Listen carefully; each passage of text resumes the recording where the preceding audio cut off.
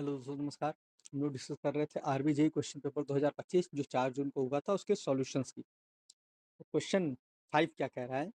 For a voltage divider bias circuit in C configuration, यानी voltage divider bias circuit है C configuration में, using NPN BJT transistor, जिसमें NPN BJT transistor को use किया गया है। तो सबसे पहले हम वोल्टेज डिवाइडर बायस सर्किट देख लेते हैं कि voltage divider bias circuit C configuration में होता कैसा है। इसमें क्या होता है, 2 रेजिस्टेंस लगे होते हैं R1 R2 और उनमें करंट सेम फ्लो होती है I1। एक ट्रांजिस्टर हमारा लगा होता है, ऊपर हमारा कलेक्टर है, नीचे इमीटर है, यहाँ बेस है। तो कलेक्टर की तरफ कलेक्टर करंट, इमीटर की तरफ इमीटर करंट, यहाँ की तरफ बेस करंट फ्लो करती है। कलेक्टर का जो रेजिस्टेंस RC होता है, इमीटर का रेजिस्टेंस RE होता है और ऊपर जो वोल्टेज यहाँ पे मिलता है VCC मिलता है। और ये R2 जो है RE ग्राउंड रहता है, RE जो है वो ग्राउंड रहता है। C और E के बीच का वोल्टेज VCE होता है, E और ग्राउंड का वोल्टेज VE होता है और B और E के बीच का वोल्टेज BE होता है। चलिए आगे बढ़ते हैं। R1 R2 क्या है? वोल्टेज डिवाइडर है। RC क्या है? कलेक्टर रेजिस्टेंस है। RE क्या है? इमीटर रेजिस्टेंस है, ये बता दिया। और VC 10 वोल्ट है।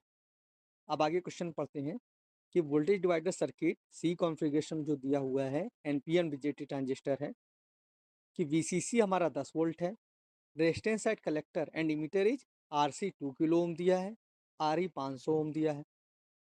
मान लिया कि current gain beta of transistor is very high, कि जो करंट गेन है बीटा, करंट गेन बीटा जो ट्रांजिस्टर का है बहुत ही ज़्यादा है।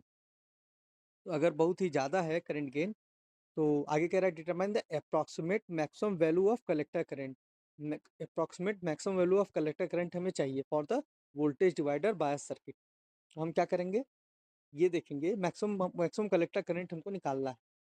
तो यानी आईसी की वैल्यू निकालनी है कि आईसी की वैल्यू क्या होगी, वो भी मैक्सिमम। तो चूंकि इसने दिया हुआ है कि DC current gain beta transistor very high है, since DC current gain beta is very high, beta current gain क्या होगा, बहुत ही हाई होगा, उसकी वजह से जो बेस करंट हो जाएगी बहुत ही नेग्लिजिबल हो जाएगी या जीरो हो जाएगी। डीसी करंट गेन बीटा जो है वो बहुत ही हाई है, डीसी करंट गेन बीटा बहुत ही हाई है, इसलिए हमारा बेस करंट क्या हो जाएगी, जीरो हो जाएगी। अब इसकी वजह से जो मैक्सिमम करंट फ्लो करेगी वो सिर्फ वीसीसी पे डिपेंड करेगी और टोटल रेजिस्टेंस पे डिपेंड करेगी। यानी जो मैक्सिमम करंट आईसी होगी वो डिपेंड करेगी वीसीसी बाई आरसी प्लस आरई पे, क्योंकि आईबी हमारा जीरो हो चुका है। तो इधर से इधर जो करंट आएगा, इधर से इधर जो करंट आएगा उसी पे डिपेंड करेगा। तो आईसीसी बराबर वीसी बाई आरसी प्लस आरई। अब वैल्यू रख देंगे, वैल्यू रख के सॉल्व कर लेंगे, सॉल्व करेंगे 4 मिली एम्पियर आ जाएगा इस तरीके से। तो सही ऑप्शन हो जाएगा 4 milliampere. Okay, all the best.